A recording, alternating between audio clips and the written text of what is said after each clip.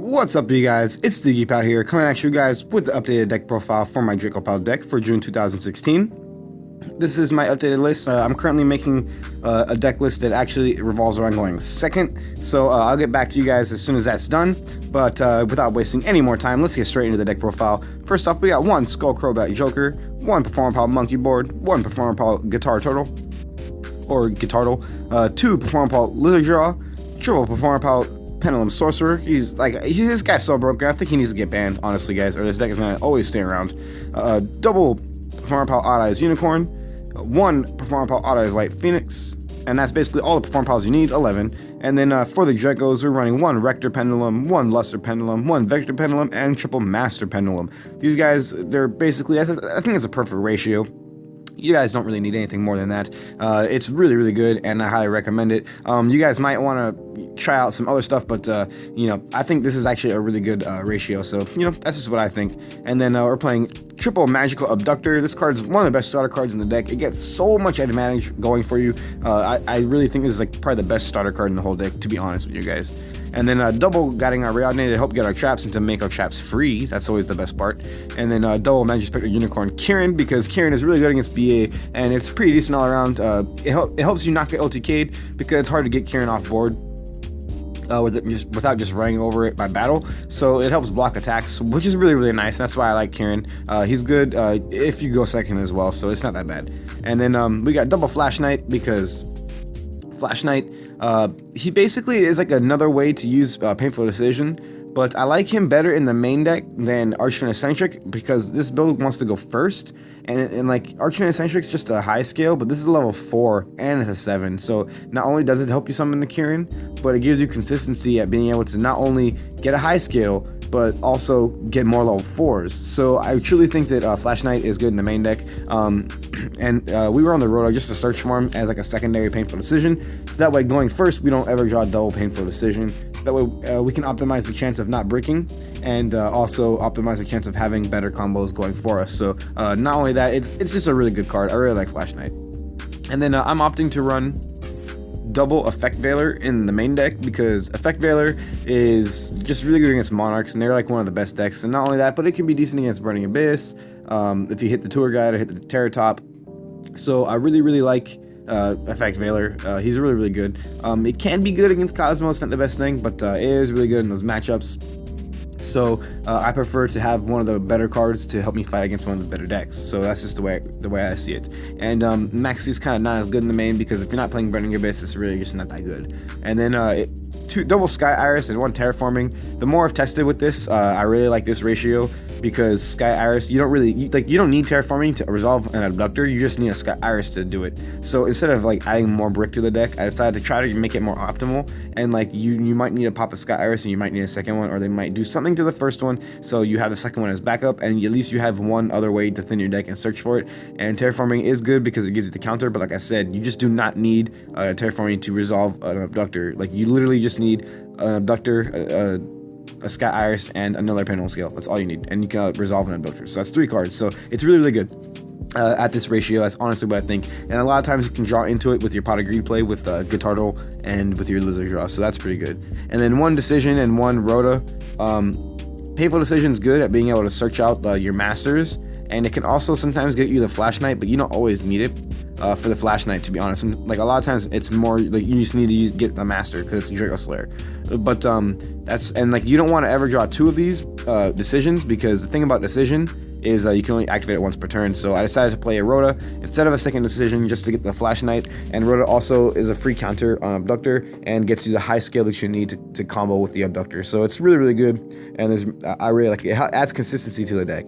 And then we have one Odd Eyes Fusion, which, by the way, went up to $40. It's probably going to go up to $45 really, really soon. So you guys should definitely, if you're not going to play this deck and you have it, sell it. Just get rid of it. It's going to get reprinted eventually here. And so just get rid of it now while it's $45.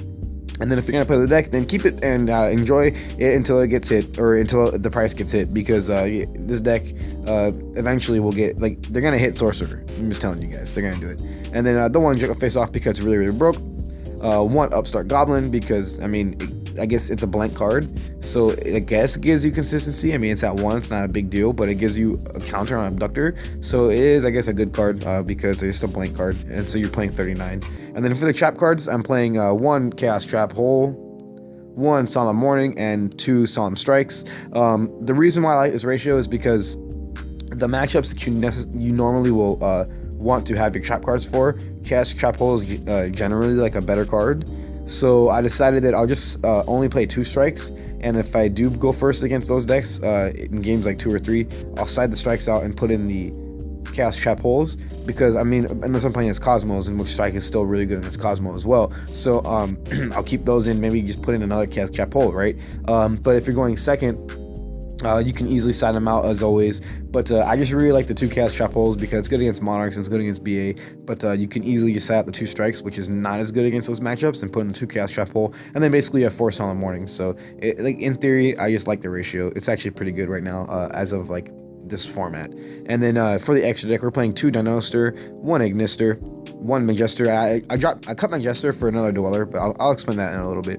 And then 1 Titanic Galaxy basically rounds off our Draco Slayer engine. And then for the Odd Eyes engine, we're playing, sorry, 1 Odd Eyes Vortex Dragon, 1 Meteor Burst Dragon, and 1, if I can get him on here, Odd Eyes Rebellion Dragon. So you basically just need those 2 to get your Odd Eyes in the field. Basically, that's all you need. Your Odd Eyes Fusion for free. Sorry, with your your Odd Eyes Vortex are free with the Odd Eyes Fusion. Jeez, what am I doing here? And then what's one cool thing is Kieran. You can synchro with an Effect Veiler and a Kieran to make the Odd Eyes Meteorverse, so you can kind of get cheeky and just like tell your opponent, oh, you can't use your Cosmo stuff during the battle phase. So that's actually not that bad. And then for the rank 4s, we're playing the 1 Utopia and Utopia the Lightning. Good cards. This is good. And then 1 Castel, 1 Degusto Emerald to just shuffle stuff back. 1 Diamond Direwolf, who's probably the best one out of all of them, the rank 4s besides Dweller and Lightning, or Utopia to get into Lightning. And then you play double Dweller. And the reason why I play double Dweller over double Majester is because I usually only make 1 Majester. He's really a lackluster play in general if you go first, and he just stays a combo piece if you're going second. So like it's kind of whatever to me. But I like Dweller because like Burning Abyss is a pretty difficult matchup, so Dweller is really good against them, and like Kieran is still decent, which is why like the main deck isn't totally bad against Burning Abyss, since we don't have Maxi in the main, because Kieran can kind of like bounce the Beatrice and stuff, but Dweller plus Kieran is like super broken, so like against them. So like I thought that was good. Especially if you're like going second or something like that, you want to be able to like pop their back row maybe with your Archfiend Eccentric, and then summon a Kieran with a Dweller, and then just win the game. Or like maxi them so they don't want to, like if they go into Beatrice, they just give you a whole massive hand, right? So like it's you know, essentially that's basically where I'm trying to go. And since Effect Veiler is pretty good, you can keep those in against that deck too if you really want to. But basically that's the deck. I mean, I do have a side deck here I'm just testing around with, you know, Archfiend Eccentric for going second, triple maxis, you know, against the BA and like Rogue maybe. Denko Sekka is actually really good against back row, so like you can just like Denko Sekka somebody and just OTK them. So like that's really good, and it's pretty good against BA if they're playing back row. You know, like PK Fire or something like that. Denko Sekka is pretty good.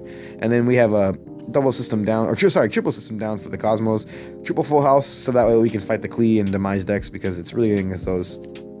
And like I said, double Chaos Trap Hole to side out for the appropriate matches. So let me know what you guys think in the comment section below. I'm actually having a lot of fun with this deck. It's actually a pretty good deck. It might change throughout the course of the format. I'm not too sure. I'm not too sure how decks will evolve, but for now, this is actually pretty good. And like I said, I'm making a build for going second. So let me know if you guys want to see it. Let me know in the comment section below again what you guys thought about this deck. Thank you guys very much for watching, and take care. Until next time.